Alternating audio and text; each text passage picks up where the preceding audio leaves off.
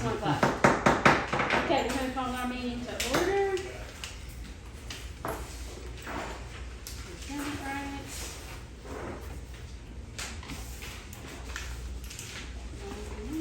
Roll call vote, please. Howard Haggard, Here. Diane Gordon, Here. Todd McDaniel, Here. Chad Sargent. Here. Okay, we have a quorum. Okay, good deal. Recognition of guests. Thank you everybody for attending. We almost got a full house. I have to get some more chairs. Public comment. We have one public comment today.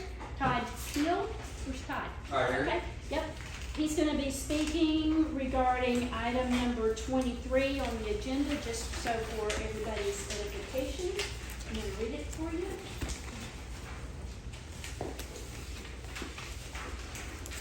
Discussion, consideration, and possible action of an appointment of an eligible candidate, a resident and registered voter to fill the unexpired 2-year term of trustee, position number 2, expiring April 1st, 2025, with town clerk to administer oath of office for trustee, position number 2.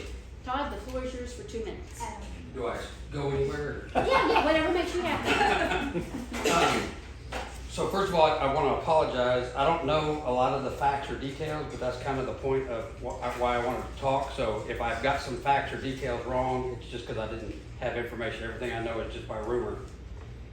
I'm not very pleased with the way that y'all have run this trustee position. There's been several things, and I know we're a new town and we're learning as we go, and this is the first time we've had a trustee leave in the middle of a term. It's my understanding from my little bit of research, there was a couple different options of how you could have filled that position. You could appoint them, we could have another election, that kind of thing. Y'all have made decisions of how you're gonna do that. As a citizen, I don't know of any public discussion on how those decisions were made. Y'all took applications, I think the deadline was May 17th for the applications, and I thought, okay, good, they're gonna take applications, they're gonna talk to candidates. If we have more people than just one spot, I assumed you would do interviews and whatnot. Okay. I know for at least some of the applicants, they never received a phone call, they never received an email, they were never told, thanks for applying, here's what the process is gonna be. You know, we're gonna get together and talk about it, and then we're gonna interview. Nothing, just nothing's been said at all. So you've got applicants out there, I don't know how many applicants. I've heard rumors of 3, 4. I know of 2 for sure that personally told me they applied. So I know you at least had 2 applicants. It just seems like everything's being done in a dark, smoky room. Why, when you board members especially, y'all complain to citizens all the time about complaining, but they're not getting involved. Well, here you've got at least 2 applicants that wanted to get involved, and at least one of them was never contacted, never told here was gonna be the process, not even a thank you for applying. We appreciate the fact that you wanna volunteer, but every other day of the week, y'all are on Facebook or out on the street telling people get involved, get volunteer. Well, you've got a volunteer that you zero communication with. To me, that's just dark, smoky room stuff. And whether there's anything not above board going on or not, who knows? But it leads us to think that there is some dark, smoky room politics, that we're just gonna put the candidate that we like, we're gonna put them in, and the other applicants, we're just not even talking to. So that's all I want to say. Appreciate it. Thank you for your comments, Todd.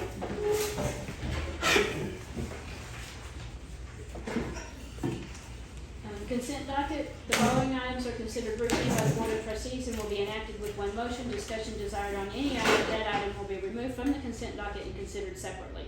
Approval of the May 22nd, 24 budget hearing meeting minutes, approval of the May 8th, 2024 special meeting minutes, approval of the May 1, 2024 regular meeting minutes, and approval of the payment of claims. We had a very busy month. Any discussion on the consent docket?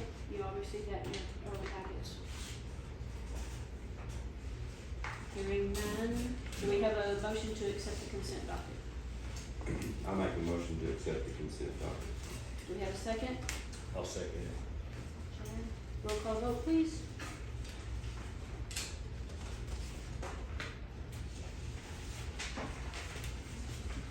Okay, Howard Haggard, Yes. Diane Jordan, Yes. Todd McDaniel, Yes. Chad Sargent. Yes. Okay, the motion carries. Okay, thank you. Discussion, consideration, and possible action regarding items removed from the consent docket. We have none. Item number 7, treasurer's report. You ready? I think so, yes. All right, you'll notice in the profit and loss down here this one. Our total collected in lodging tax was $313,611.91. Of that, we got through Avenue or ACH $157,092.39. Our cigarette tax was $1352.84. Our sales tax was $405,686.10. Use tax $6,036.90. So total income of $726,687.75. $726,687.75. And you see with payroll and other office expenses, our total expense was $100,988.49 for a total net income of $625,699.26. And then you'll see on our balance sheet, basically at the end of the month, our bank account was $4,084,067.49. And we had the remaining earnings from last year, $42,865.03. Total equity, $4,084,067.49.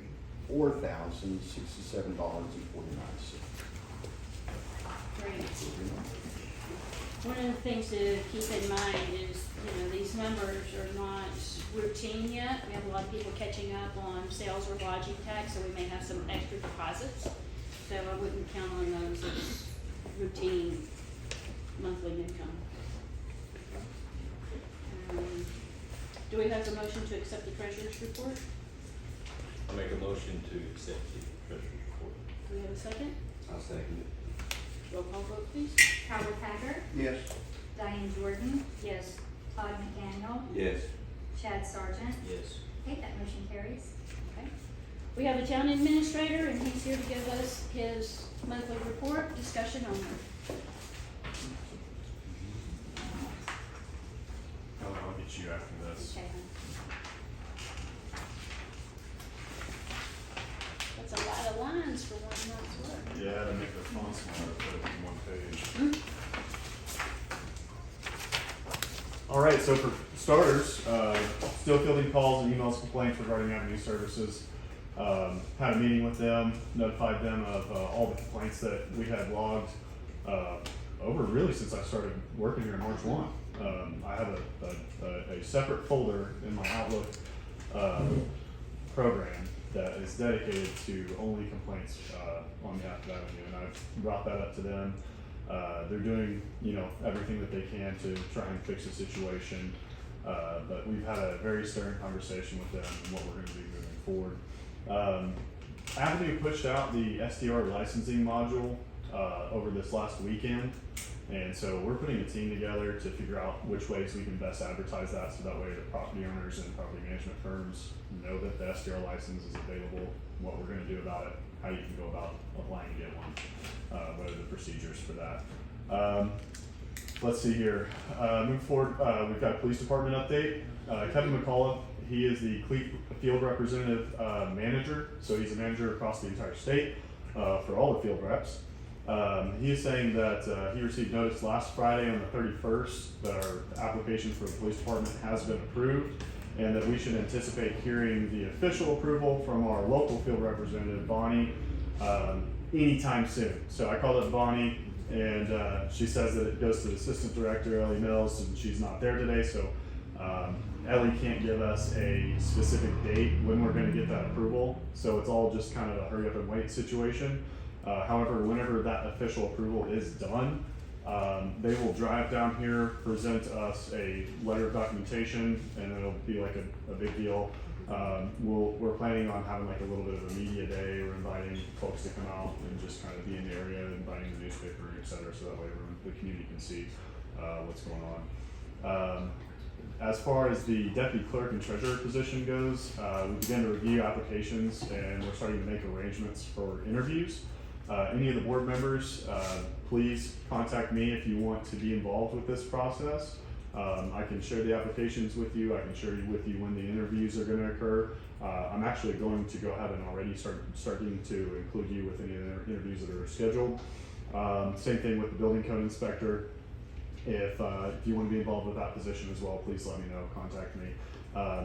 Due to the nature of the amount of qualified candidates that we've received for the deputy clerk position, I think that this go around is going to be a little bit different. Instead of having a series of meetings, through different groups, I think it would be better in cognizance of time that we just have a larger interviewing panel, so that way as many people that want to be involved as possible can be involved.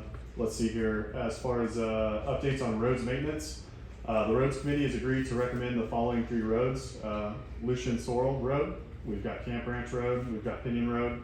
All 3 of these, we've came across some legal issues, and you'll hear more about these legal issues later on in this meeting. We'll have a call in to our attorney who is performing the abstract on some of these roads, and they'll speak on how we came across some conflicting documentation in which some areas of these roads are still private. So we can't necessarily just jump out and do the repairs like we really want to. I have prepared cost estimates for each of these 3 projects. All these cost estimates came back at over $50,000, so that's going to require a competitive bidding process by state law. So I'm preparing to write up the scope of work, and then we'll go forward with advertising that, and then we'll just kind of go through that bidding process. That'll be later on this month. I've requested a task order from Garver to provide us with a scope of work and cost estimate for providing engineering on 3 extremely poor condition asphalt roads. Those 3 roads that were on the list was Old Hochatown Road, Mako Road, and Greenwing and its little connector roads that are with it as well, because those have all been appeared to be public. And then again, we're having to conduct an abstract on those roads as well to make sure that there's not any conflicting documentation with it being any parts of those roads being private. We've hosted meetings with the Choctaw Nation Natural Resources and Environmental Science Department. We talked about sewer wastewater solutions and future outlook regarding the Yashall's capacity. We've had multiple meetings, calls about building out a roads maintenance plan. We've made corrections to the protocols with the marijuana ordinances, and we developed marijuana establishment applications. We set up a Garver meeting that's important at the very end here, guys. We have a Garver meeting that's set up for the 12th of this month at 10 a.m. at Town Hall. This will be an introduction to their lobbyists, and during this meeting we're going to talk about our current infrastructure projects and needs, and then we're going to pair up all of our projects that we have going on in town with funding that's going to become available throughout the state. So we need to make sure that we have a series of check marks done, that we have our engineering reports done in time, so that way we can apply for these funding mechanisms that are coming through. Does anyone have any other questions? There's another one, and we'll talk about this later on in the agenda. A lot of this I've left out because we're going to get into it throughout this agenda. But I did meet with the State Fire Marshal's office, and in that meeting, they told me that they needed an AHJ letter. That's an authority having jurisdiction letter. What that does is it's basically the town of Hochatown telling the State Fire Marshal's office that we are identifying ways for us to conduct all permitting and inspections and plan reviews within the town of Hochatown municipal bounds. That typically takes about 30 days to register in their system. They received a letter on May 28th, so it'll be 30 days after the 28th. Then we'll get a letter back from them saying, yes, okay, you can go ahead and move forward. So later on in this agenda, we're going to talk about Oki's Fire Safety Consulting. They're basically a turnkey solution for us to be able to provide the building permitting, the plan review process, building code inspection on new developments, also fire plan review, fire plan inspections as well. The importance for this is because right now, with the way that things are currently set up, without having an AHJ, is all of our commercial developments have to go to the State Fire Marshal's office, and you get hit instantly with a backlog of 4 to 6 months for any sort of new commercial build. just to have your plans reviewed. That's it. That doesn't include any inspections or anything. That's just a fire plan review because they're so backlogged at the state level. By having our own entity that can take care of these solutions for us, that our own state fire marshals, they can actually get to that project within about 2 weeks. So it'll be great here. And then as well as, I mean, a very important thing again is our inspections, and they'll be taking care of that as well. Yeah, so in concept, and I'll let Caitlin talk about this a little bit more whenever we call her in, whenever that item comes up during this agenda, there will be 1 or 2 dates each week where where they send down their building code inspectors, and then everyone can get their inspections done on those 2 dates. So That's fabulous. that's starting, and so here's another question is, but you're hiring a building code inspector. Okay, so yes, we're going to ideally do work with Oki Fire Safety Consulting if you guys all agree on it. We'll do work with them, and then as we go to hiring a building code inspector / code enforcement officer, that person will have the time, if they don't currently have the state license to the CID, they will have the time to go out and obtain their license, and they'll be trained up by Oki Fire Safety Consulting. So they'll meet their people out in the field, they'll conduct the inspections, they'll go over everything, they'll review, they'll actually help prepare that individual to get the license as well. Whenever that person is ready, we can eventually phase out that part of the program for Oki Fire Safety Consulting to let our building code inspectors start handling those things. And that could just be the plan review and the inspections, but then Oki Fire Safety will still take care of our fire plan review and fire inspections. So anyways, anything else, any questions, concerns? We've got a lot to talk about today, so we can save it for I'm later. thrilled. It's been a great month of progress.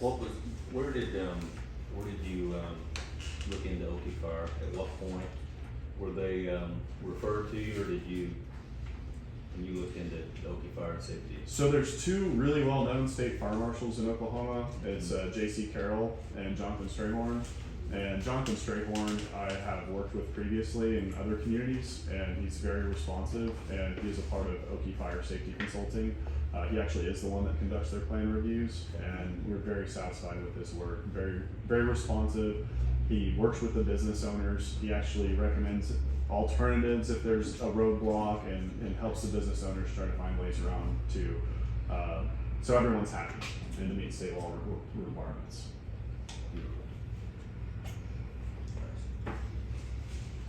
Talk you ready with that one? Good. You add. Okay, yep, no problem. Stay another month. Okay, item number 9, discussion, consideration, possible action on selecting a public relations consultant for the town of Hochatown. I don't think we're ready. I'd probably like to table this unless anybody wants to go ahead and have a discussion. We try to get things on the agenda to help our clerk so that she only has to do the agendas once.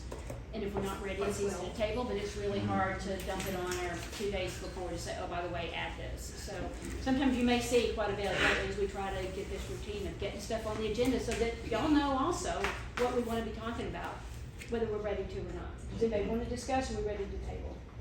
Take no action. Yeah, take no action, that's right. Yeah, that's like take no action. I think I'd learned that one. Okay, so take no action on item number 9. We need a motion. I'll make a motion, we take no action on item number 9, the discussion, consideration, and possible action of selecting a public relations consultant. Okay, we have a second? I'll second. Okay, roll call vote, please.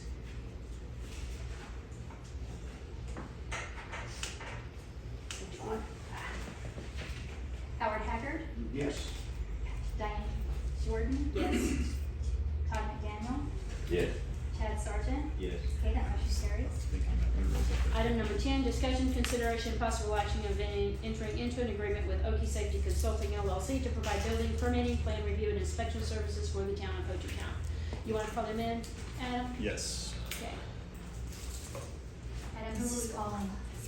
Oki Safety Consulting, Yep. and what is It'll be Caitlin Legg.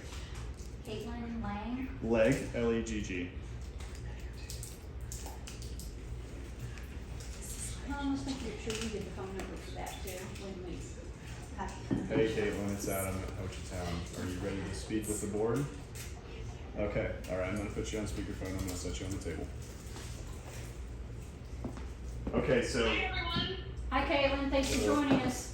Oh, So would you give us a little bit of a brief overview of the services that are going to be rendered with this agreement? Yeah, so Okie Safety is what we started as a fire marshal consulting firm in 2019 after Jonathan retired out of the fire department. He retired out as a deputy chief and fire marshal for the city of El Reno. We then partnered with a gentleman who did the same thing out of Tulsa, Chad Tanner, and retired out of Glenpool in 2022. We now have acquired some unlimited building inspectors and plan reviewers. So as far as the permit office goes, we can cover all inspections that are typically required in any municipality's standard permit operations. And we can help set up adopted codes. We can help set up any fire apparatus or fire safety elements that any towns, cities may need. And we really like to be a one-stop shop for anything our clients and other municipalities need to make sure that they're meeting state minimum standard and have an easy go-to permit button for quick economic development, if that makes sense. So you guys do training as well? We do training, yes. So whenever we're hiring on our building code inspector, you will kind of show them along the way, give them that experience, help prep them for the takeover? Yes, so the building inspectors, it does take a while to get through testing because there's residential and there's commercial testing for each one. So plumbing 1 and 2, mechanical 1 and 2, electrical 1 and 2, and then building 1 and 2 would cover the structure and foundations portions of those. And with that taking so much time, the easiest way we have found is when we enter into municipalities that have someone in training, that they get that hands-on experience so that the testing, while they want to be familiar in the book, they at least have some reference versus just being all text and when they get out in the field, don't know what they're looking at, for lack of better terms. So would you explain to us a little bit about what the pricing model looks like and how the transactions will occur? Absolutely. So, like I said, every municipality is just a little bit different, but most of our clients opt for us to bill the contractors directly. They would submit a plan to us. We bill by the square footage. Our fire and life safety for commercial projects is 10 cents a square foot with a minimum of 300. So the minimum review fee is 300 on any review. In residence, we do $300 for the residents as a whole. We'll look at mechanical, electrical, plumbing, structure and foundation of that. And then you all would still collect your trade permits because in every permit that is pulled in the town of Hochatown, you all owe the BCC $4.75, I think is the going rate at the moment. And that's for all trades as well. So in our plan review, we note that they need to give documentation to you and then pay their trade permit fees. So you guys should still collect whatever your permit cost is and include that fee that you have to pay back to the state. And we will have taken care of the review, and once they pay us for the review, we copy the town of Hochatown, anyone who would need it. We let you know that they are able to have their building permit and they can continue construction. Throughout construction, there will be inspections. Our inspection rate is hourly. It's $125 an hour, or we have a daily rate of $900. Now, if that's something that fluctuates depending on if it's large commercial projects, the trade contractors typically pay for those inspections. If it's something that we are taking over for the entire town and we're doing all inspections in Hochatown, it's kind of hard to divvy up at that point, and you guys would likely collect our fee in the permit fee and we would bill you for that day of inspections. Okay. But I think that's negotiable at any stage and just kind of how much is needed and what we're looking at. Okay. Now, last thing, would you share with me the difference in response times between the state fire marshal's office and through your organization? Absolutely. So right now with plan reviews, we are looking about 5 to 10 business day turnaround, depending on size of the project. And I'll be completely honest, we go in order. So if something is received, we have to attend to that first. We did receive a hospital last week. I think it took us 10 business days, but we had other inspectors working on other things. But that one kind of bogged down my Tulsa plan reviewer. So at the most, we're looking at like 10 business days for us to get moving through something, and that was 250,000 square foot facility. But for right now, it is about 10 business days. The state, we work very closely with multiple designers. We know right now that one of our partner design teams has projects in the state fire marshal waiting on review that they submitted in July of last year. So they are still waiting, and that's just a building permit. So that doesn't include fire suppression, fire protection, alarm sprinkler, any CO2 they may have, or any additional permits tacked onto that will tack on additional time.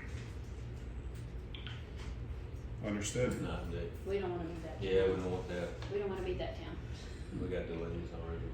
yeah. Does Certain anyone have, resources. anyone have any questions? Todd, are you good with that? Tom? I'm looking at my buildings here. Yeah, will there be for like residential, I'm assuming there'll be like an inspection of plans to start? That'll be on all Building residential? plans, yeah. Yeah, so that'll be for residential and commercial. Yes, sir. They'll be submitted to the city, Mm-hmm. and then those will be submitted out. Mm-hmm. Yes, and they can submit, so if we do the review, if, we wanna find, we have like a get to know you period, it'll probably take about 3 weeks if you guys decide to go with us, for us to kind of understand what your current intake process is, what our current intake process is, what works the best for, those who are building in Hochatown, because we really wanna make it a seamless process, and like I said, everywhere is just a little bit different, we gear it directly to the needs of the municipalities that we're serving. So we want to be that open line of communication. If something doesn't work, tell me it doesn't, and we will fix it. And we also talk with the contractors quite a bit when it comes to construction time or review time in the start of everything. We're not going to be the ones to say, nope, denied, we don't have what we need, and leave it to them to figure out. We're going to give them a list of items we're missing. We're going to give them how to find it, where it is in the code book that tells them they need it, and break it down for them so that they don't have 10,000 questions and it takes an exorbitant amount of time. We want to get their project reviewed, get them under construction, and get them using their facility just as quick as possible. Okay. I like that idea of maybe having a couple of meetings with the contractors, so that, maybe one afternoon on one day and the morning of the next, so that they can come in and ask questions and get to know them. Absolutely. Okay. Any questions? Howard? When will we, I like what I hear, I'd like to see it in writing. I'd like, if we're gonna enter into an agreement, that means pretty much a contract, I'd like to see that in writing. Sure. So when you can get that to us, so I can hold it, feel it, touch it, I feel a lot better. So we did receive an agreement from them, and we got it last week, and we had legal review it, and we didn't get legal review just until yesterday. And I think she's made all the recommended changes from Amanda. Amanda made a request for a series of changes within the contract, just some basic corrections, and I believe those have all been implemented at this time. Yeah, That's why you didn't get the contract, is because legal didn't review it yet. Is it a yearly contract or is it month to month? It can be anything you guys choose. I didn't put an end date on it only because most municipalities, when we kind of enter into that training aspect of it, by the time you get someone up and going, it tells you we can have 30 days, like at the end of the contract it does say at any point either party can choose to end the agreement given 30-day notice. So we'll be in constant contact. If you would like it to be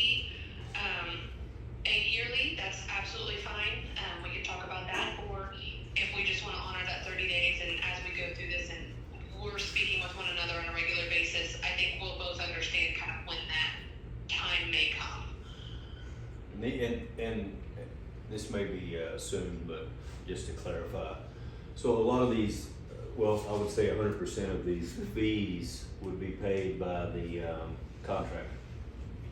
They would, unless we talked about the inspection fees, that you guys would collect them during permitting, and then you guys would pay us for days of inspection. But we can work on that in kind of our discussions as we get closer to you guys obtaining AHJ, and we're looking at what your fee schedule is, how we'll approach permitting and things like that. Okay. Sounds good, yeah. Kevin, do you have anything, just Yeah. because you're here? I Okay, just kinda wanna come listen, see what's going on. yeah, okay. Well, I wanna reach out to some contractors as we get closer Yes. with this, Yeah. okay? We do need to get some feedback. Todd can contribute in that, being that he's a builder, find out if they feel like it's fair and reasonable.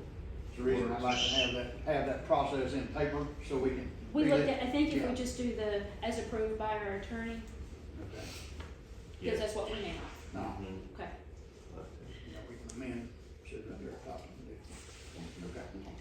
Anything else? One question that we get a lot from our clients is, well, what happens with what isn't up to code at this point? Because a lot of your contractors will be return contractors. They've been working down there for quite some time, and haven't quite had this code compliance set up yet in the unincorporated area that the state was covering. You said that so kindly, It's an Caitlin. understatement. Yeah. They're just not used to it. They're so nice though. Yeah.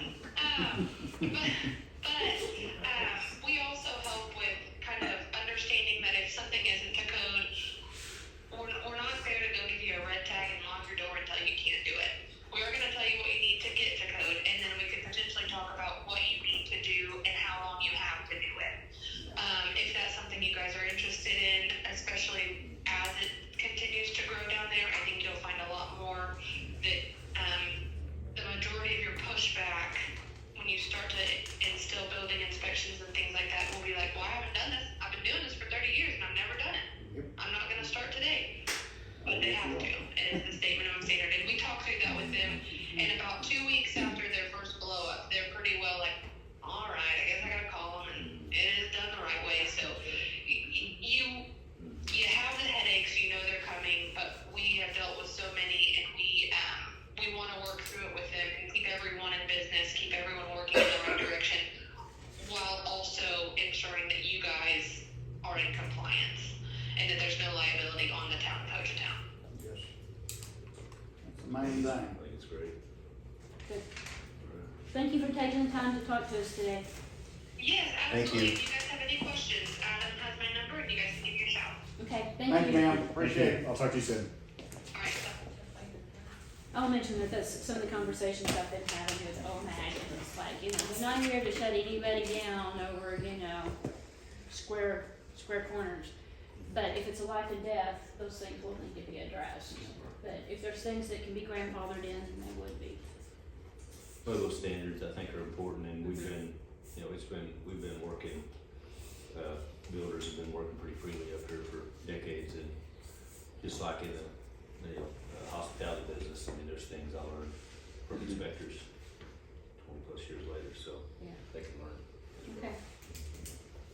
All right, any more discussion for item number Yeah, 10, Todd? Well, without having the actual agreement here and looking at it and everything, so I guess someone wants to build, say, an STR in town. It's considered a residential property. They're gonna have to pay a $300 permit when they issue their plans to the town. They'll pay a $300 construction permit, correct? Right. Okay, and then that particular resident will have to be inspected at some point, Mhm. and that's at $125 an hour. Yes. Does that work? How many inspections do we have any idea how many inspections will take place during the construction process? And I'm Yeah. assuming there'll be one at the end. Usually there's 3 for each trade. Yeah, so Three you've for got each your what? prelim, rough end, top out, and final. Normal trade, or three inspections. So are they gonna inspect every single property under construction? Yes. New construction, yeah. Okay. So all new construction will get inspected. possibly phase. 3 times. Yeah, and if you want more time with the agreement, we can just meet in a couple weeks or a week or so, and we can just come back to the table, and if you guys are comfortable, we can go forward with it at that point in time. If you don't feel comfortable right now. Do you think, I mean, I'm asking because are they open for any kind of negotiating as far as the prices? Are they fixed, solid, or would she consider, Those prices are fair. you think? We also have. You go to Dallas, they got a building permit for city of Dallas. Permit could cost you up to $3,000-4,000 for a residential home. It takes a year to get it approved.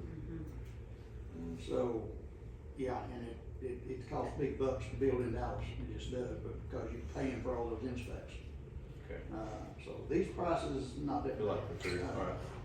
If And you're- normally for each trade, you got your carpenters, your plumbers, and your electricians.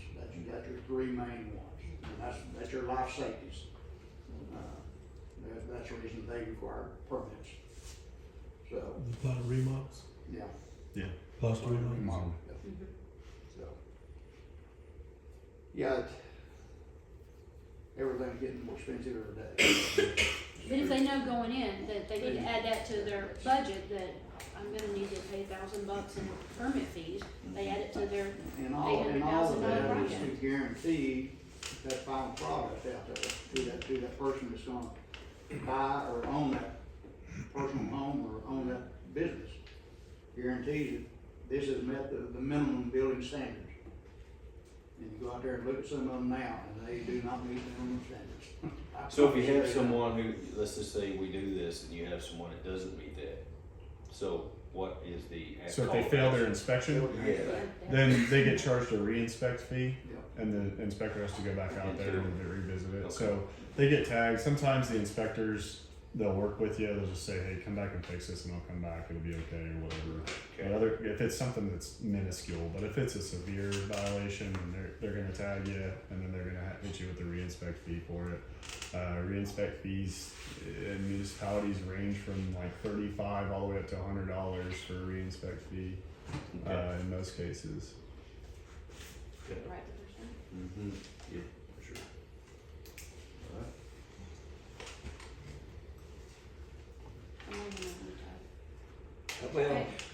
Well, my main concern is anybody in the building business will tell you our margins are getting smaller and smaller. Those $800,000 project days I'm not saying they won't come back, but as of right now, they're not happening.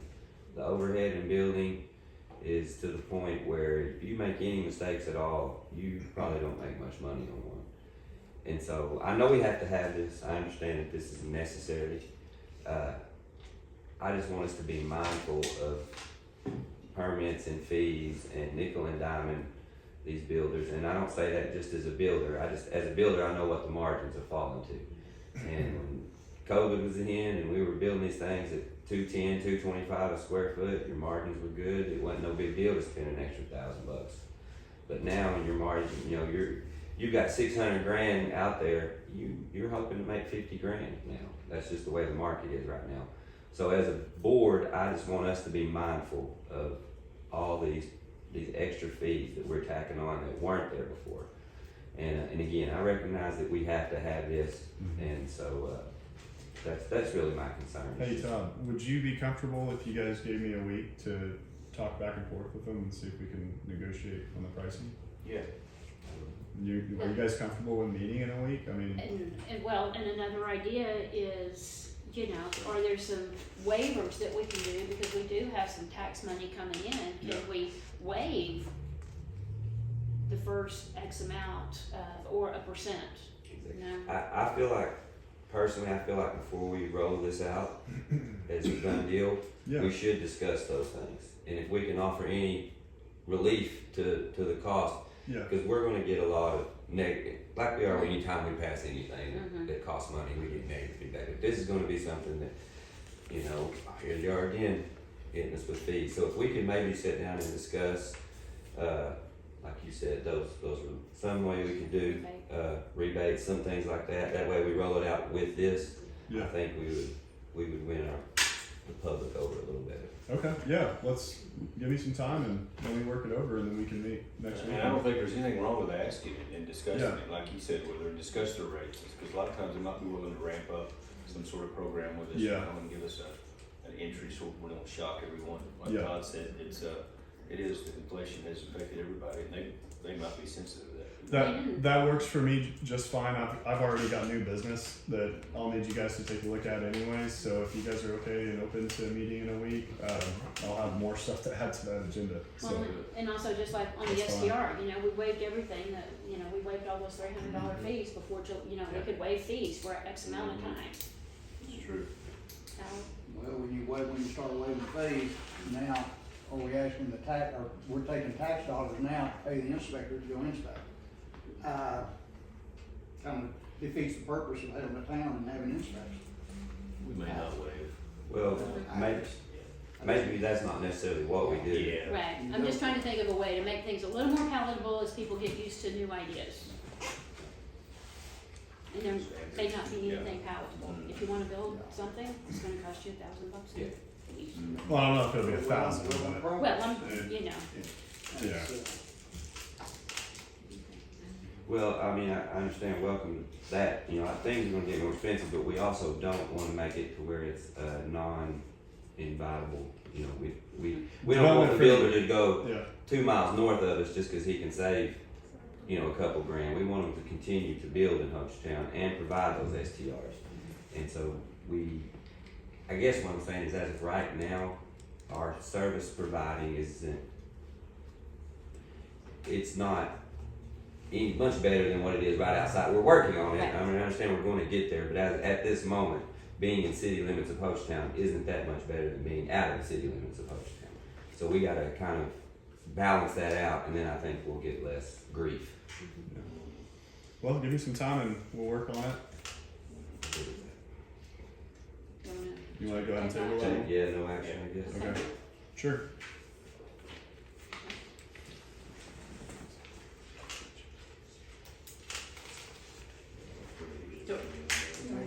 yeah. Oh, I make a motion. They're not, the state's not doing it. We have the authority to. Okay, Todd made a motion to take no action. Do we have a second? I'll second. Okay, roll call vote, please.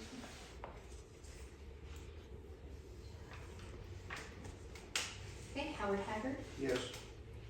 Diane Jordan, Yes. Todd McDaniel, Yes. Chad Sargent. Yes. Okay, that motion carries.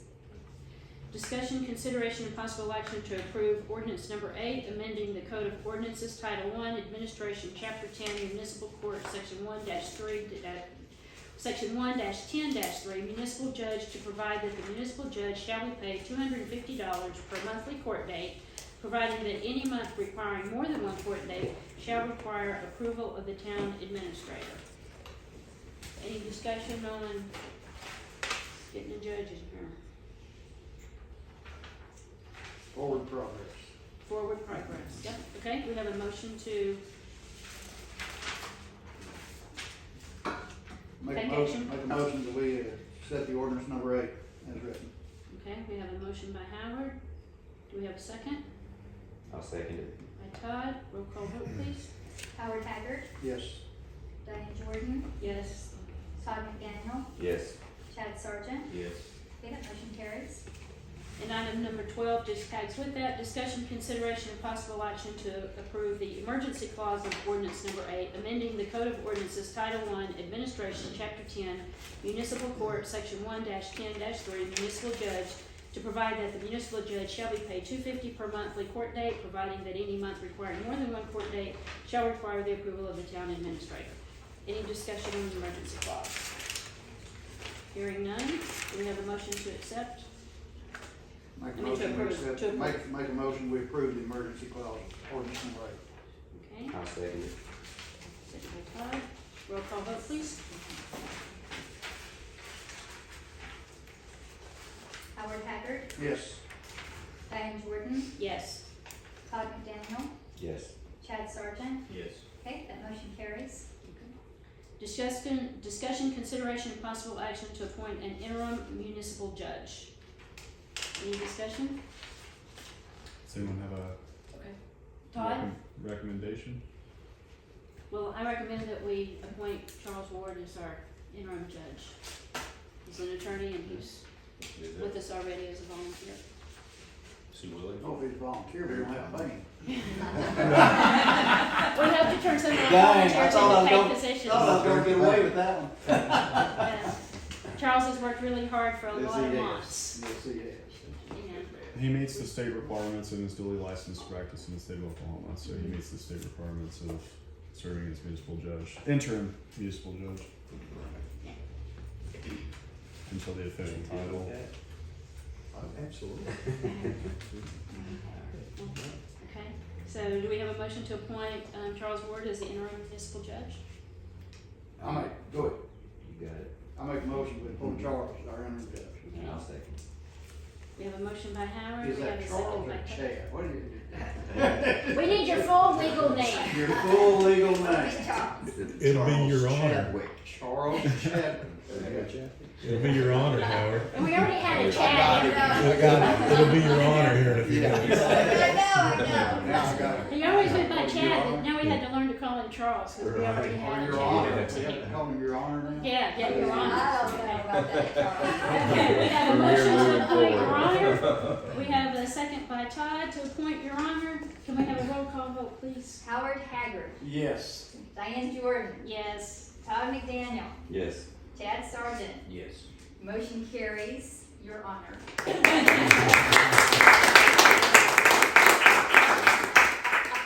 It's fun to see progress. Oh, Oh, he's gonna get the black robe and everything. I know. need a robe, I will. So we're going to do that wig. Powdered wig. Yeah, that wig that we did in Europe, yeah. I need that credit card. We We all got get down the one for road. each other. I'm still He's got campaigning, pretty but eyes. instead of a jail, we have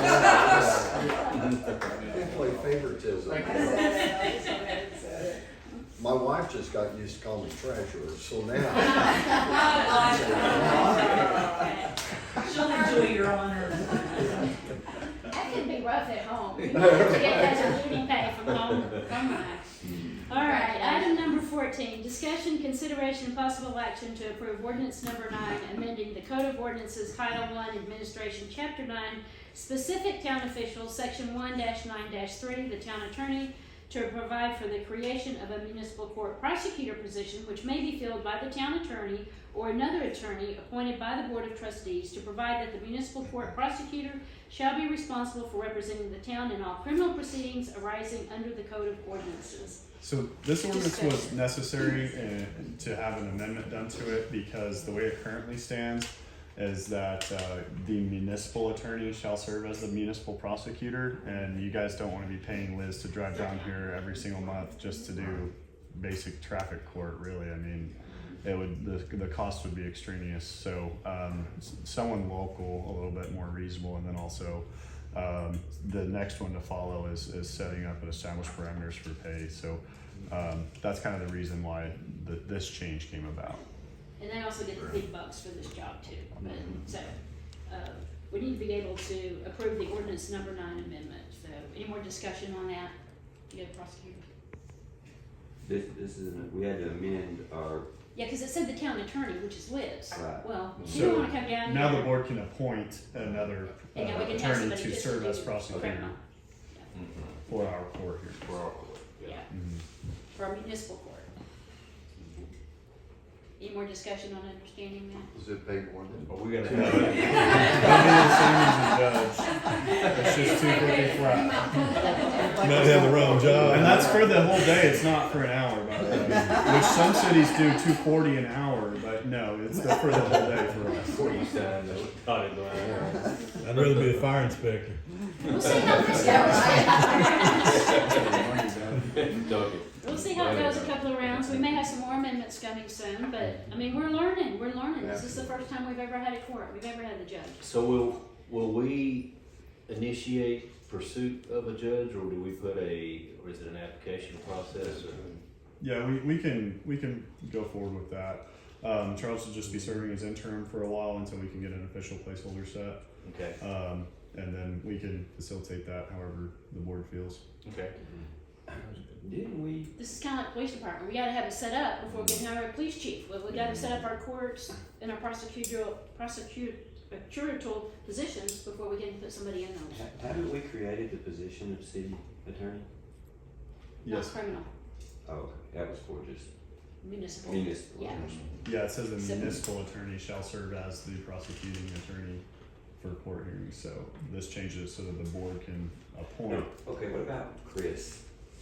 Did we not? Chris Chandler? Yes. Yeah, he's still interested, yeah. Okay, I thought we, You have not appointed anyone Okay. for the That's just, we gotta position set of all this stuff prosecutor. up first. okay, So, yeah, you have to make this change first before you're able to appoint. I got it. You'll be able to appoint after that change. Let's do that. Any more discussion? This is related to the, prosecution in our criminal municipal court, Got it. Make a motion to approve, ordinance number 9 as written. okay? I'll second it. Second by Todd, to approve ordinance number 9, amending the code of ordinances. Yep, Howard Haggard, Yes. Diane Jordan, yes, Todd McDaniel, Yes. Chad Sargent. Yes. Okay, motion carries. okay. Discussion, consideration, and possible action to approve the emergency clause of ordinance number 9, amending the code of ordinances Title I Administration, Chapter 9, specific town officials, Section 1-9-3, town attorney, to provide for the creation of a municipal court prosecutor position which may be filled by the town attorney or another attorney appointed by the Board of Trustees, to provide that the municipal court prosecutor shall be responsible for representing the town in all criminal proceedings arising under the code of ordinances. This is the emergency clause for the amendment on ordinance number 9. Anything? Do we have a motion? Make a motion to, approve the emergency clause, ordinance number 9. I'll second it. Okay, we have a second by Todd. Okay, roll call vote, please. Howard Haggard, Yes. Diane Jordan, Yes. Todd McDaniel, Yes. Chad Sargent. Yes. Okay, that motion carries. Item number 16, discussion, consideration, and possible action of resolution 2024-05, resolution of the mayor and board of trustees of the town of Hochatown, McCurtain County, state of Oklahoma, establishing the fee and renewal for certificates of occupancy for retail marijuana dispensaries. Any discussion? This came because we've already had applications and we're trying to make sure we're in line with all of the state regulations now. So, We've had applicants for new dispensaries. yeah. So, Are we aware of what Yes. a typical town does in this situation? they already have these in place. No, that's what I'm saying, what are their, what is their fees? Well, it has to be a permanent building. Adam, do you remember the other specifics? Yes, It's a permanent building. Okay, so for this one, you're establishing fees because there wasn't any fees listed in our marijuana ordinances for a marijuana establishment, and it's just an annual license of $500.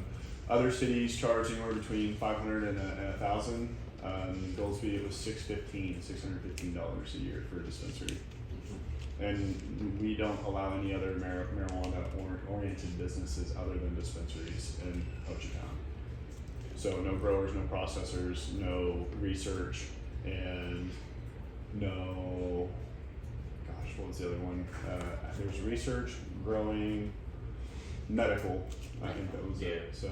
Well, this will be the question, what about the licenses that were in place before we passed this? Or before we passed the last ordinance? What Any business or persons that already had an existing license that were within the city limits, are those grandfathered in? Yeah, they'll need to come in and get a license. Okay. Yeah. Okay. So basically, they supply their OMA documentation, and then we cross-reference with OMA and make sure that everything's good to go every single year. Okay, I'm not referring to the dispensaries. You said in our previous ordinance we didn't allow anything other than dispensaries.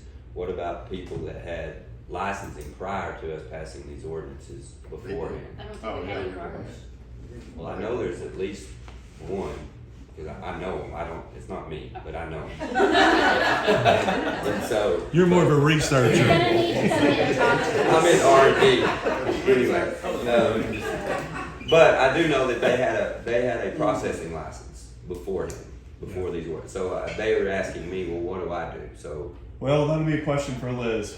We'll need to Is have it all of us have operating a inside town? conversation with Liz. They have a license. They have not started operation. They just went out and got their licensing and all that. But that license from OMA They've been through the state.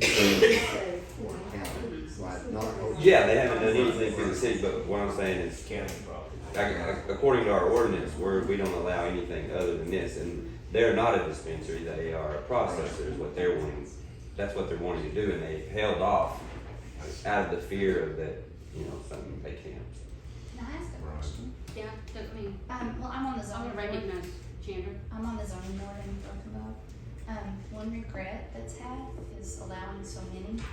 Is there a way you can limit the number to where you just have Of 3 or- dispensaries? Yeah, can you limit the number because you'll, Yeah, that. Every corner. and they go out of business limit the that number of liquor quick. And stores. anyway, I don't know if that's legal or not. It's just something I thought I'd throw out there. I believe it is, because it's the same with the liquor, you can limit the number can. of types I would be of. leery kind of limit the number, because keeping somebody from making a living. You can limit But liquor if you have stores. that many, they're not, you're not gonna make a Yeah, great living. you can limit I don't them. know. It's just something No, that, that's, I appreciate that. sure. Thank you. I didn't know if it was legal. I'm still good with, taking action on 16. Are we gonna set the fees I today? think we should, I think we That's part established of the the fee in the ordinance change. renewal. The fee is built into it. Mhm. In the ordinance, and it's in the Or, resolution. yeah, the resolution, sorry. Make a motion that we approve resolution 2024-05. We have a motion by Howard to accept resolution 2024-05, establishing the fee and a renewal for certificates of occupancy for retail marijuana dispensaries. Do we have a second?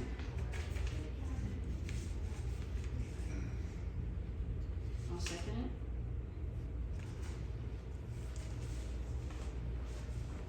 Okay, roll call vote. Roll call Howard vote. Haggard, Yes. Diane Jordan, Yes. Todd McDaniel, Yes. Chad Sargent. Yes. Okay, that motion carries. Until Freeman comes in. Okay. Item number 17, discussion, consideration, and possible action on resolution 2024-06 to perform maintenance on a portion of Camp Ranch Road. I think he may not be read. Anybody want to speak to That resolution is not ready at this time. However, Jana is prepared to give you guys a briefing on the status of our road maintenance operations. Roads is still our number one issue. We have others, but that's one of our number one issues, is getting roads fixed for our people. But we just. Hey can't Jana, go it's out and Adam start over in paving roads. Hochatown. Are you ready to speak with the board? I am. We just Okay. got 1,000 hours on this. Oh, we'll just do speakerphone and I'll set it on the table. Okay. Alright, here you go. You've got Jana Knott on the line. And she is the lead attorney who's been performing the abstract on the roads, which our roads committee has recommended for maintenance. So Jana, could you tell us a little bit about the 3 roads here that we've been discussing? Sure. Can everybody hear me okay, I guess? Yeah, hi Jana, again. Hi. How are you all? Good.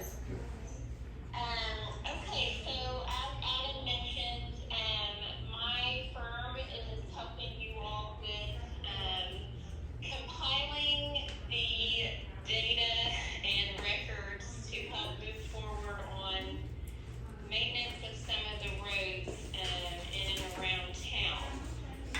As you know, I do litigation and appellate work. I'm involved in your suits there myself.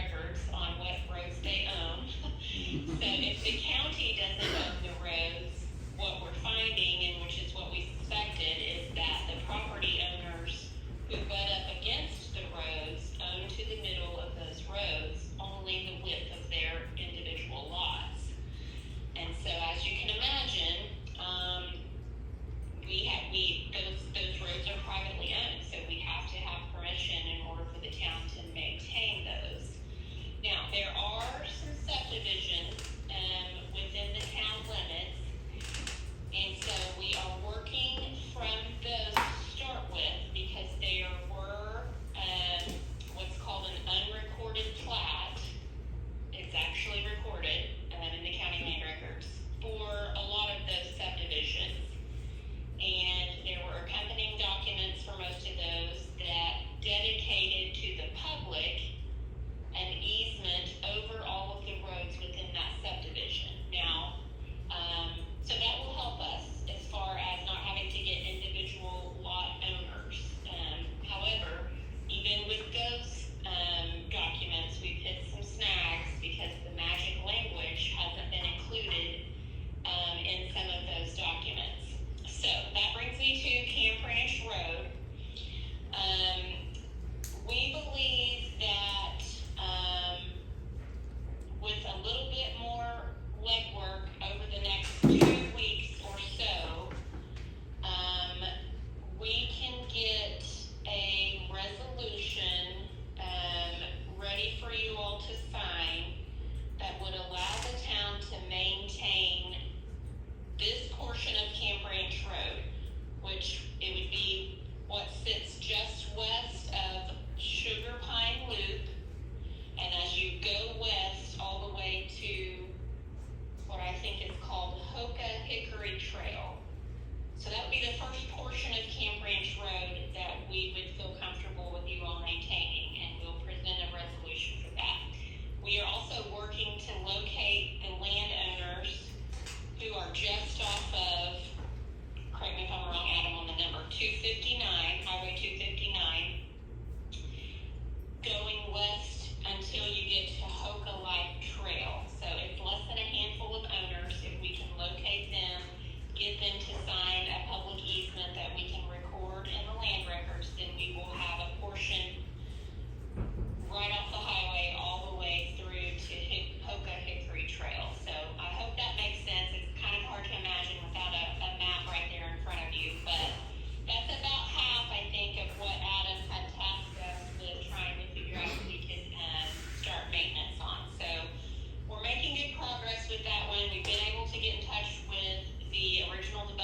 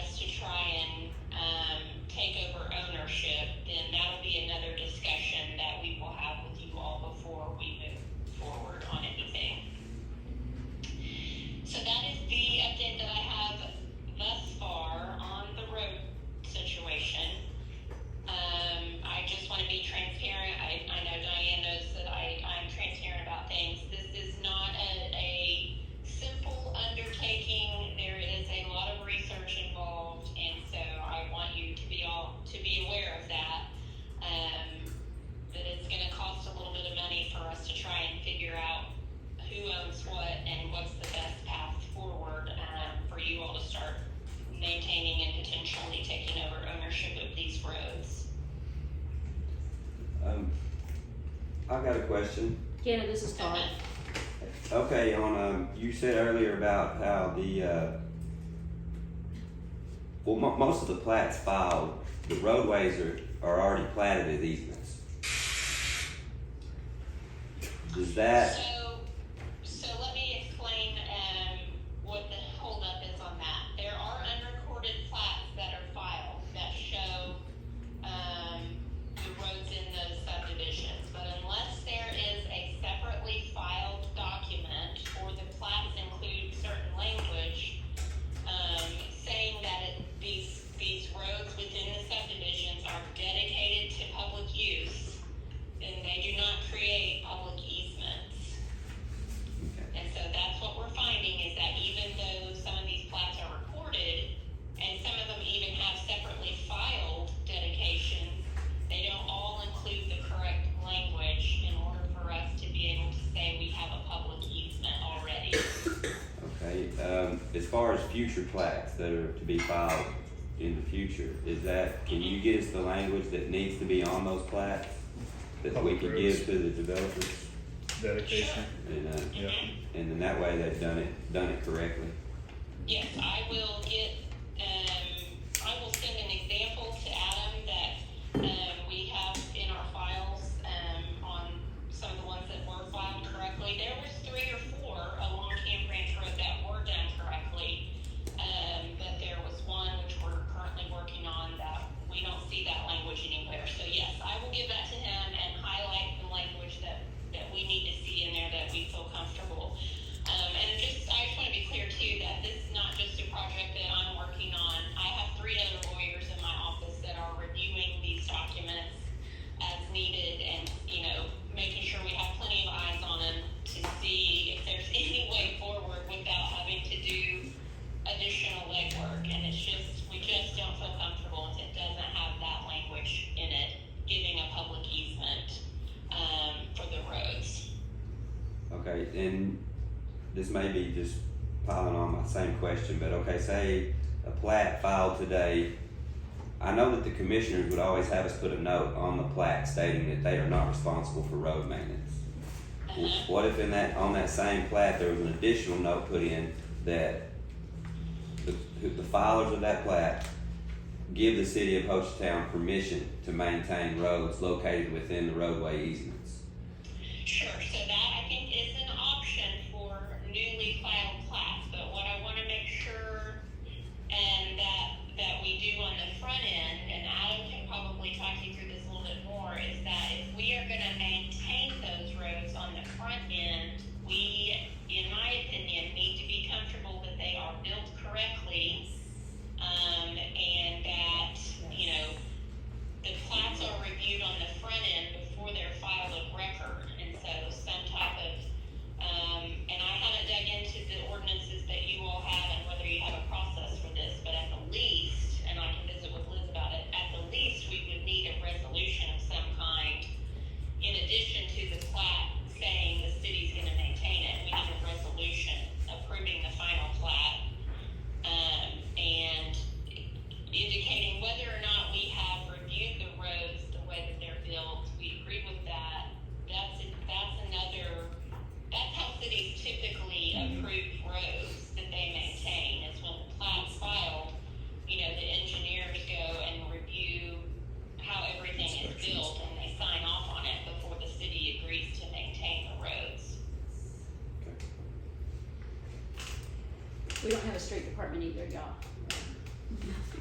Well, it'll be the engineers that'll inspect the roads before we adopt them. Jana, remind me to get with you later. I did some more work on Pinion Road and dug up some old docs that were difficult to find, and that may have some information that you need in it. So I'll send you that. Okay, and who's this talking? I'm sorry, it's Diane. Okay, perfect. Yeah, if you can email me whatever you have, we'll take a look at it. If anything on that road would be helpful. Okay. Yep, I've got some new stuff. Just got it this past week. Okay. Okay, perfect. Thank you, Jana. Thanks, Jana. Okay. We'll be in thank you all. touch. Good to visit with you. Bye. Thanks. Bye-bye. So can we table that one, and then, can we skip to item number 22? We have, Katie Amelia from TSW. She's got a 2:30 meeting, so she can jump in real quick. Okay, so let's do let's not take any roll call votes on 17 right now, and we'll jump to 22. Is that good with you guys? I mean, you can just Which one, take no table it. action? Yeah, take no Yeah, take action. no right? Take a second. Yeah. I make a motion, we take no action on item number 17. A second. Okay, roll call vote. Howard Haggard. Yes. Diane Jordan. Yes. Todd McDaniel. Yes. Chad Sargent. Yes. That motion carries. Okay. We're gonna jump to item number 22, discussion, consideration, Hey. possible action to How are enter you? into a service agreement with TSW Planning ready to Services speak of at the Tulsa, board? Oklahoma to engage in the Planning and Zoning Commission Okay. and provide services to complete a draft of the zoning regulations for the town. Okay, you guys, the document for that is, in the last tab that is not marked, I just got that document Yeah. right before the meeting, so it's the last document. It's in blue. Okay, yeah, I'll put you on speakerphone. I'll set it on the table. All right, here we go. Okay, so this is Katie Amelia. She's from TSW Planning out of Tulsa, Oklahoma. Hi, Katie. Hi, everybody. How are you? Good. Hello. So, Katie, would you tell us a little bit about this item here and what services that you've got proposed here to help Hochatown out with? Yeah, sure. So, Adam called, and sort of gave me the background about you all have been working to create a new zoning ordinance for your newly established, town. And you guys have kind of reached a point where you feel like you're needing a little bit more expertise to kind of push it over the finish line. And, so we reached out, we're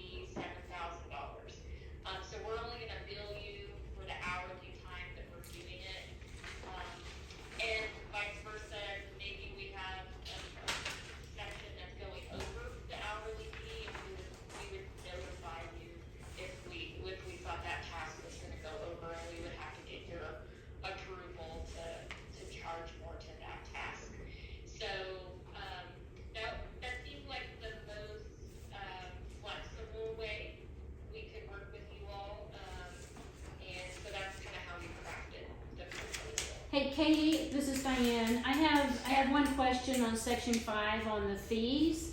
And I think we're getting real happy with these not to exceed contracts so that, we're not being blindsided. But your notice that the attorney fees are not included in the proposal, that we're really talking about working with the consultants that are actually helping us, put the meat on these bones.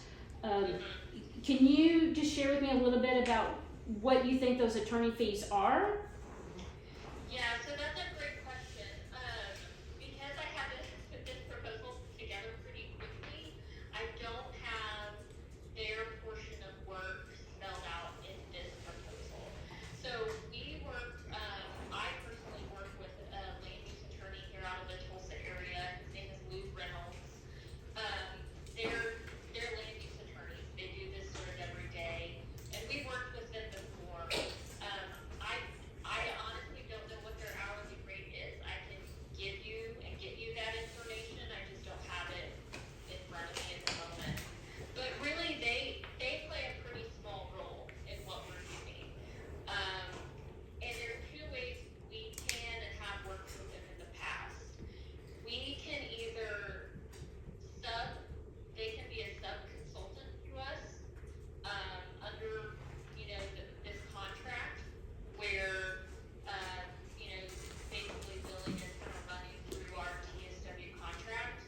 Or you can contract with them as a municipality directly and just have a not-to-exceed contract directly with them. But again, really there's kind of two touch points. We want to make sure they're involved in the process. One is when we complete each module, we want to get that sort of final draft of that module for them to review, just from a legality standpoint. So that's pretty quick, easy review work. And then the second touch point is really when we have the very final version and we've had the public input and we feel really good about where the ordinance is and we're ready to go formally adopt it, we would like them to lead that process just because they are going to be the most familiar with state statutes on how we need to notice. Because I don't know much about that process when you're doing it for tons of parcels, right? Like, we're very familiar if you're going, you got a zoning case, it's one parcel, I want to rezone my property. That's pretty straightforward on how you notice and how that gets accomplished. But when you're applying brand new zoning to such a large area, so many different private parcels, they're going to be the most familiar with how we get that done legally. So that's really the only two touch points we see them working on the project with us. They wouldn't necessarily be involved in any of the crafting or finishing of the language. Your advisory committee would be working directly with us, TSW, to do that.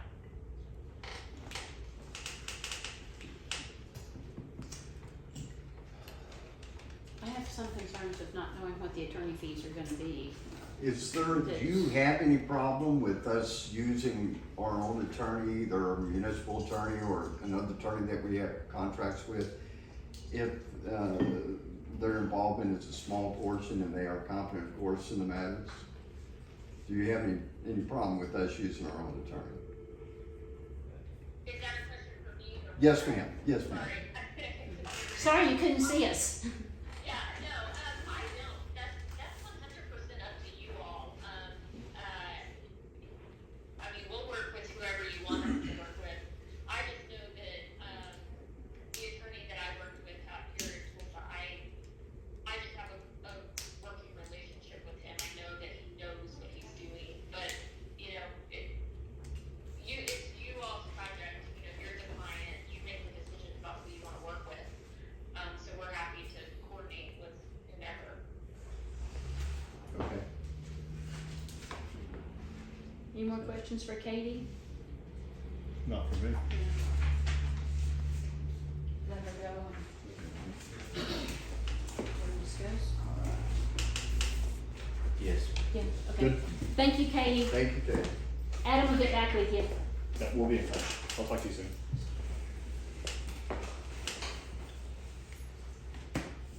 So we could be looking at 48.5 plus attorney fees, but they didn't really give us any kind of estimate of what that typically looks like. And again, she said we're used to, these one-off zoning issues, not the entire town. So I'm afraid that that could be steep. Well, I think based off of what we've accomplished so far, Yeah. and we have to look at our, objectives to finish and get to a point where our scope of services we can project to a certain degree of what we've got remaining, once they look at what we've done thus far, right? That's a projection based off of what they've What assessed they've of already seen. Okay. our latest draft Okay. of our zoning regulations. Oh, I thought she had mentioned she still needed to follow up on that, so she's already. No, I've given them, they've already gone through it, and they've already made Okay. 3 recommended changes to our zoning regs. They've gone through the whole thing already. Okay, so comparative to what we've, spent with our previous, you feel like these guys are gonna be, you just feel like they're gonna be, what's your thoughts on it, more expeditious or just more follow through and get more done? I think that this will take us to the finish line. I think we're probably about 60% there. Okay, We have that extra 40%. We need to take it to the goal line. We have a whole nother issue, which is what Katie brought up, and that is applying zoning regulations to parcels in your community that have never had zoning regulations applied to them before. So this piece C1, this piece C2, this piece I1, this piece R1, etc. That is still an adventure of its own. So after our planning and zoning committee gets together and we finalize these zoning regulations, we have our public meetings, we garnish public input, or we gather public input. There's still going to be that research that needs to be done on how does the attorney take this and then apply that zoning legally to each parcel. So either way, whether it's through that attorney or whether it's through our current provider, that research is still going to have to be done, and there's no telling how much time that's going to take. I don't know how many hours to project for that. Well, I like the fact that we get to pick our own attorney. This is not their attorney fees. That was my concern, was that it was theirs with no number on it. And we may want to use theirs because they are a well, she The should land be, use she should attorneys. be able to get those numbers being that she works with That's this what guy. I'm thinking. I mean, we've got a schedule of theirs not to exceed. Surely it wouldn't take 5 minutes on the phone with a lawyer to give us his schedule not to exceed. That's what we need to No, it's get. gonna be two, it's gonna be Yeah. two fifty an hour, you know it's gonna be, that's normal, Yeah. but we need it not to exceed there. Sure. Okay, so I can look into this one just as with the other one. If you guys want to table it, I can Let's do that. I can get it a little bit more fleshed out for you. That'd be good. And I'd like Liz to look at those not to exceed attorney fees. Sure. Section 4.2, the schedule. Commence on the date of execution, which is June the 4th. But then on part B, it says if work exceeds beyond the current fiscal year, which is June 30th, that's the end of this month. Town has not appropriated money for the next fiscal year, then the remainder of the contract is not. And that's a legal requirement that we can't go past the end of the year. But I mean, Yeah. because we are at the end of the year, Right. I think that we would be able to. Just appropriated money to make sure it's there. Okay. Okay. Got a couple of little items. And this is just more of a question so I understand. What page are you on? I'm on page 3 Yep. in their task here. Okay, so if I'm reading this correctly, we'll have a draft, version 0. And then there'll be another draft, version 1. And then that's what they'll be up for public review. So we'll have to, Yeah. we'll publish that and then And we'll then start take- having public meetings, Okay. get interaction from the public, get them engaged. They're going to come down here. They're going to do on-site visits. So TSW with their team will be here to facilitate discussions and continue to try and provoke, public input. And then after public review, we'll have a version 2, and then there'll be another public. Adoption. The public review is we get the feedback, and then we have the public meetings based on the draft code after public I guess, review. what's the difference between public adoption hearings and public review, I guess is. The public review is we're gonna get the public and say, well, we don't like this part, and we'll take it back Yeah. and say, can we change this before we go to the hearings? You know, it's nice to Yeah. have everybody on the same page before the hearing. So if we can do, item number 6, before we go to item number 8, and number 7 gives us a chance to reword some of that. Similar to the budget, you're required to have a public hearing Right. in that process before you adopt it, your zoning regulations for them. Okay. But what we're calling a public adoption hearing, that's open to the public. Yes, I mean, it's sir. basically the same as the Yeah, public review. yeah, absolutely. Okay. Yeah, But we want them to have seen it ahead of Every time, day. so it's not a surprise. yeah. Includes up to 3 in-person meetings. Okay. So all that said, make a motion to take no action on number 22. I'll second it. We have a motion by Howard to take no action on the contract. We have a second by Todd. Yes. Roll call vote, please. Howard Haggard, Yes. Diane Jordan, Yes. Todd McDaniel, Yes. Chad Sargent. Yes. Okay, that motion carries. Discussion, consideration, and possible action of an appointment of an eligible candidate registered. No, we're on 18. Go back. Oh, we gotta go back. That's right. We're on item 18. Okay, thank you, Laura. Item number 18, discussion, consideration, possible action regarding the creation and advertisement of a request for proposal for services to develop the first comprehensive plan for the town of Hochatown. What we're asking for is before we bring a comprehensive plan, it would be nice to, you know, let Adam start working on building out what it is that we're gonna ask somebody to do. So we're just putting that request for proposals together before it goes out, and then we'll ask you to come back to approve that. But we gotta be able to start something, say, what's the comprehensive plan, what's this gonna look like? And Yep, do so, you wanna- so I built out the RFP, which is a request for proposals. It's gonna include a scope of work involved with it for basic elements of a comprehensive plan for this community. Every community has one, most communities have one. It's very important that as we continue to grow, we have a comprehensive plan established. Again, that's gonna be a lot of public engagement, just like we talked about. There's gonna be a lot of public meetings, a lot of marketing, a lot of trying to get people to show up to town hall to provide us with their input. That's what this is gonna be about. So I'll put together the RFP and then I'll get with you guys, I'll send it all to you and let you guys kind of, you know, recommend any changes to it and whatnot. And then once we're good to go, I will post it up and I'll get it advertised so that way engineering and planning firms can put in their bids or proposals for those services. I would expect advertising to be anywhere between 30 and 60 days just to allow people to put their proposals together because they have to tailor each of their proposals to the community. And then once we get all the proposals in, we'll have I'll distribute them to the board and then we'll kind of all grade them together and then there will be a selection process which the board will make the determination of who they would like to enter into an agreement with for the comprehensive planning services. The advantage of the RFP is all the consultants come to us with the same requirements.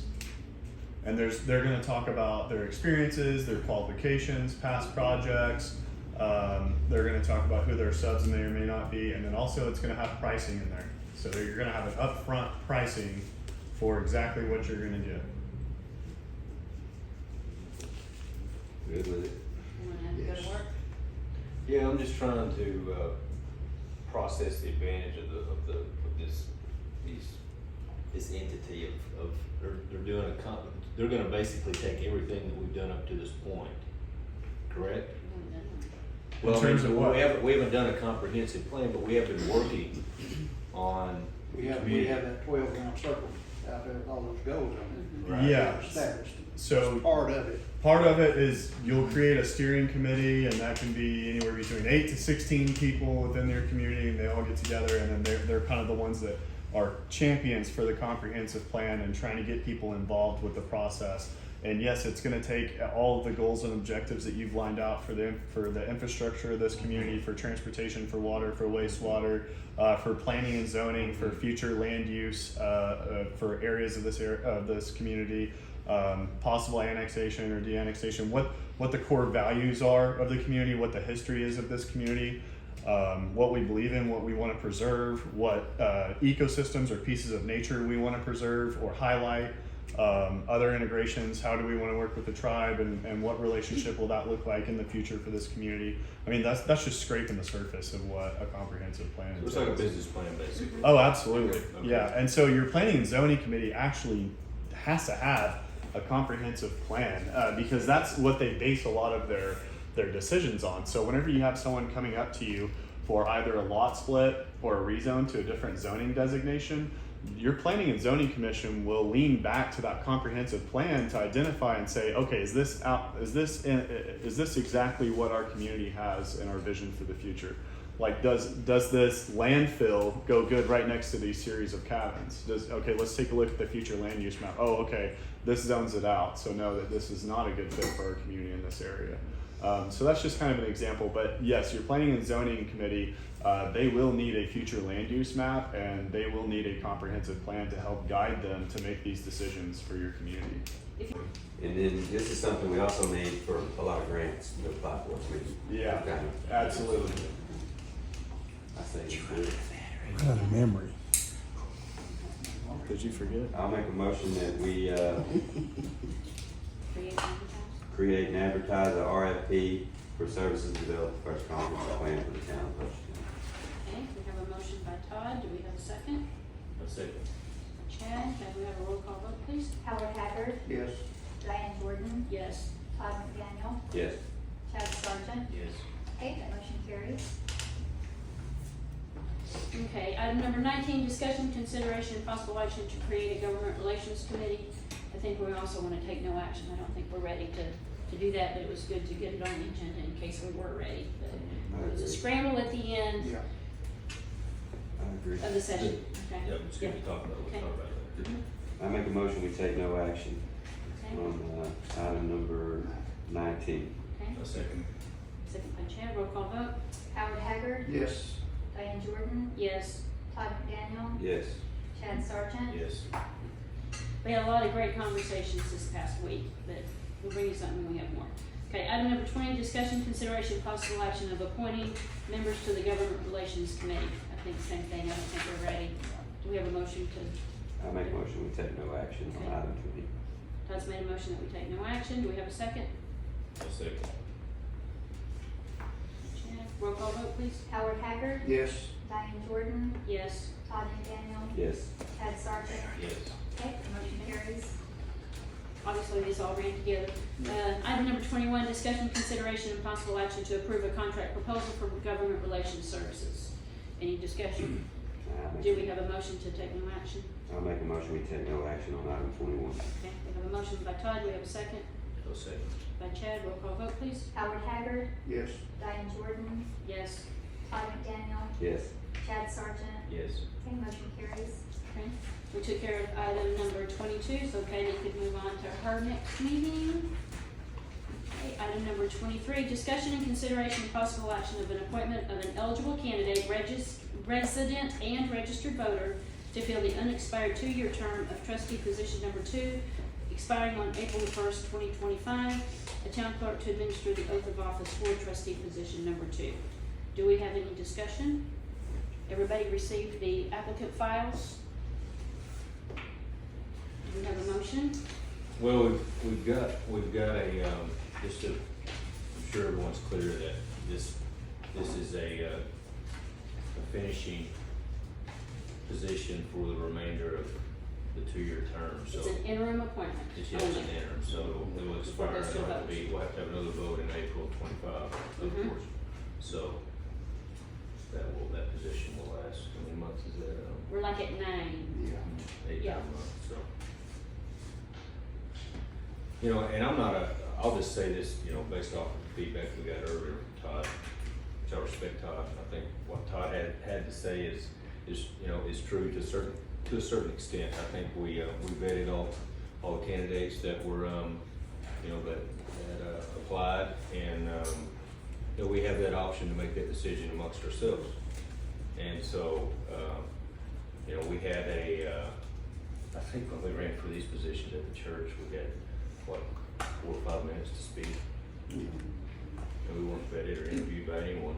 Doesn't mean we can't do that now, but, you know, we just wanna make it clear that we did do an application process online. If you filled out a, the application process, gave you a reason to put down some things you wanted to work on and achieve, so you look at those, we looked at those too, and I think all the candidates are great.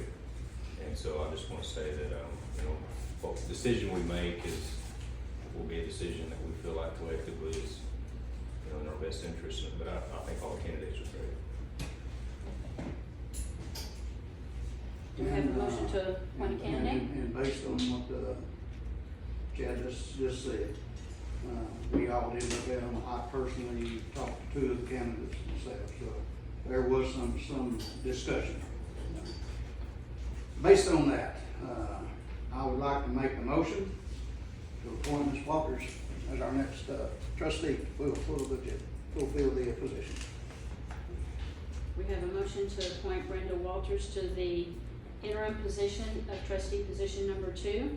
Do we have a second for that motion? No second. Chad, is a second. May we have a roll call vote, please? Howard Haggard, Yes. Diane Jordan, Yes. Todd McDaniel, Yes. Chad Sargent. Yes. Okay, that motion carries.